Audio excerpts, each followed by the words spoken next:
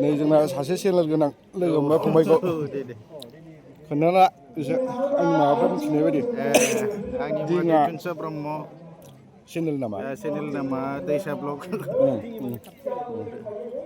जों लोगो मोनलायबाय थायो माबायावसो मबाइलाव दिनै मोगथाङाव लोगो मोनबाय आरो रियेलावनो लोगो मोननाय जाबाय आरो औ खाथिनिखा नालाय जायगानिखा औ दे होमबालाय खुलुमबाय आंनि गोसो गोरबोनिफ्राय बयनिसिमबो आं दिनै सेकेन्ड टाइम फैबावलायबाय मैयाबो फैदोंमोन जोंनिया ब्रह्म धोरोम नैबे आनसलिकनि उदालगुरि आनसलिक ब्रह्म धोरोम आफादा रुफाथि मायथाइ फोरबो फालिदों आरोखि बेयाव आंबो बेयाव नुजाथिफैनायसै गाइसमानि नोंथांमोनहाथ' नुगासिनो दङ आरो गोबांथार मानसिफ्रा बिदिनो हम जैग' होफैदों आंबो होबाय बेनिफ्राय नोंथांमोनहा माबायदि मोनदों मोनाखै एसे कमेन्टआव खोन्थाहरदो आरो लोगोसे सोरबाफोर गोदान आंजों लोगो दङबा लोगो खालामनो गोसो दङबा खालामनानै होबानो जाबाय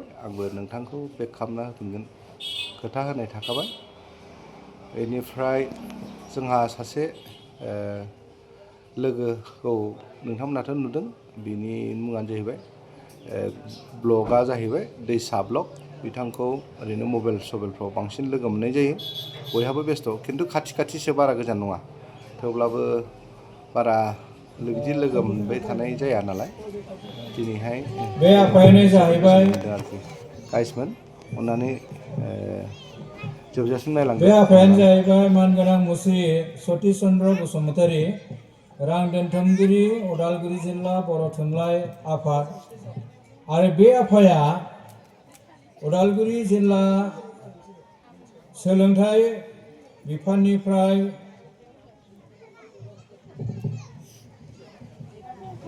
जिल्लानि बयनिख्रुइ साबसिन गुदि फोरोंगिरि बान्था मोननो हादों मानगोनां मुस्रि सतीश चन्द्र बसुमतारी आफाया बे आफाया उदालगुरि जिल्लानिफ्राय बयनिख्रुइ साबसिन गुदि फरायसालिनि फोरोंगिरि बे बाबाया बान्थाखौ मोननो हादों बेजों लोगोसे बे बाबाया माखासे बिजाबबो सुजुनाय जादों बेखौ उनाव मिथिगोन दा बाबानि जिथुनाखि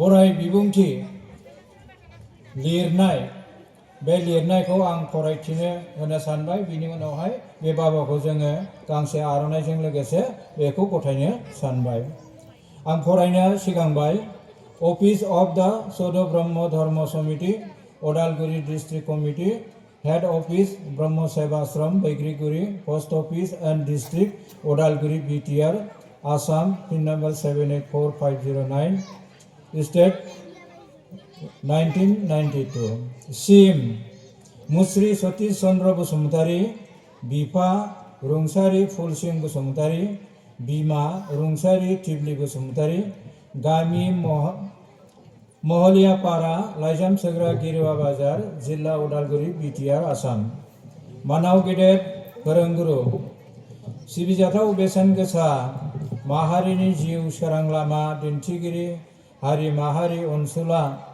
बाबानिसिम उदालगुरि जिल्ला ब्रह्म धोरोम आफादनि जानानै गोसो गोरबोनिफ्राय खुलुमनाय आरो मान बावनायखौ जासिग्रोनाय जाबाय हे गेदेमा मेंनो रोङै सोलोंथाइनि बिफा गुरु नों बाबाया सोलोंसाफोरनो सोलोंथाइ होनायनि बेलायाव मुखुब थानायनि गेजेरावबो थुनलाइ मुलुगाव बेसेन गोसा आरो गोजौ थाखोनि बुब्लिगिरि बान्था 2025 बान्था मोननायखौ जों जेब्लाबो मान होयो आरो बरायो बाबानि इयुन जिउनि गोथार मिजिंआ अरायबो जाफुंसारथों मुलुगनि अख्राङाव आरो ब्रह्म समाजजों लोगोसे बर' हारिनि हाथरखि अलंबार बायदि जानानै थानो हाथों फैबाय थानाय इयुन समफोराव जौगामाननि थुनलाइ सोरजिबाय थानो हालांथों आरो नोंथाङा मोजां देहा लानानै अरायबो थाबाय थानो हायो बिनि थाखाय पूर्ण परम ब्रह्म ज्योति स्वरूपा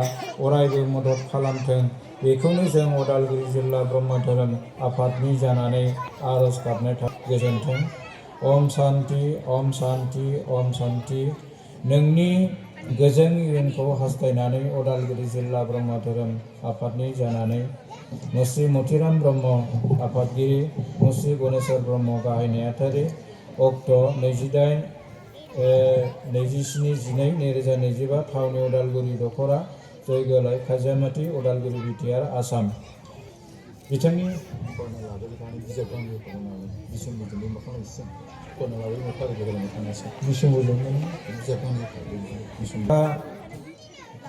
बाबानि जिथुनाखि बरायनाय बिलाइ आं बेखौ फरायनो सानबाय। बे बाबायानो जाहैबाय नैथि मानगोनां मुस्रि बिपिन चन्द्र ब्रह्म, मंगल सान्ति ब्रह्म बान्था मोनगिरि।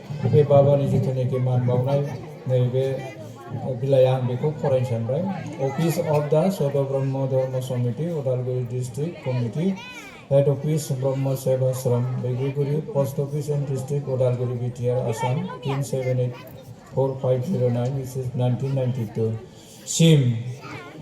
मुस्रि बिपिन चन्द्र ब्रह्म, बिफा रुंसारि रिजिराम ब्रह्म, बिमा रुंसारि माखुश्री ब्रह्म, गामि गोजोनपुरी बज्राझार, लाइजाम सोग्रा रौता सारियालि 784509 जिल्ला उदालगुरि बिटिआर आसाम। हे गेदेमा, गिबियावनो उदालगुरि जिल्ला ब्रह्म धोरोम आफादा नों गेदेमा नोंथांनिसिम गोरबो इसिंनि अननाय आरो गोथार हामलायनायखौ बावबाय।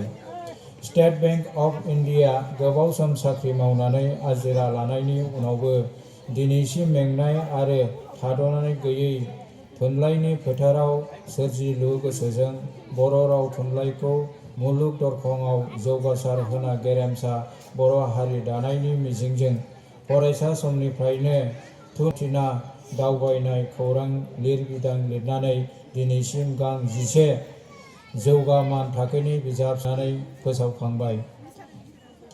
बिनिनो गांसे बोहैथि सानस्रि खन्थाइ बिजाब लिरनानै बर' रेबग्रा जुथुम दि बड' राइटार्स एकाडेमिजों सायख'जानानै इंराजि 2025 मायथाइनि कबिन बरगयारि खन्थाइगिरि थुनलाइयारि बान्थाखौ आवग्रिनो हानाया नोंथांनि राफोद आखाइजों थुनलाइ सोरजिनायनि रोखा नेरसोन जानानै थाबाय। नोंथांनि बर' राव थुनलाइनि बाख्रियाव होनाय बे गेदेरथार बिहोमाया मुलुगनि अख्राङाव हाथरखि अलंबार बायदि जानानै थाबाय थाथों।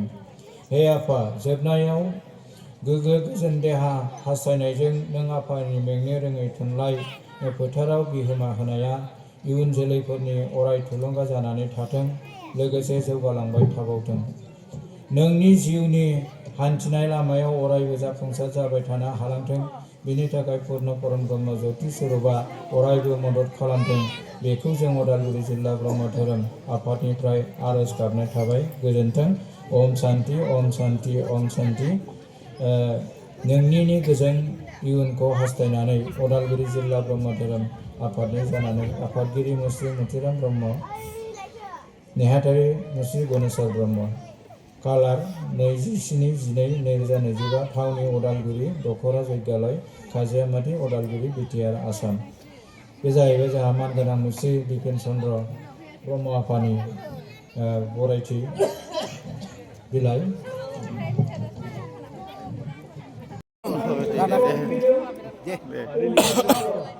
नै जोंना सासे चेनेल गोनां लोगो मोनबाय फंबायखौ खोन्थाना एसे आंनि माबाफ्रा मिथिनाय बायदि। आंनि मुङा दैथुनसा ब्रह्म। चेनेल नामा? चेनेल नामा दैसा ब्लग। जों लोगो मोनलायबाय थायो माबायावसो मबाइलाव। दिनै मोगथाङाव लोगो मोनबाय आरो। रियेलावनो लोगो मोननाय जाबाय आरो। औ खाथिनिखा नालाय जायगानिखा। औ दे होमबा।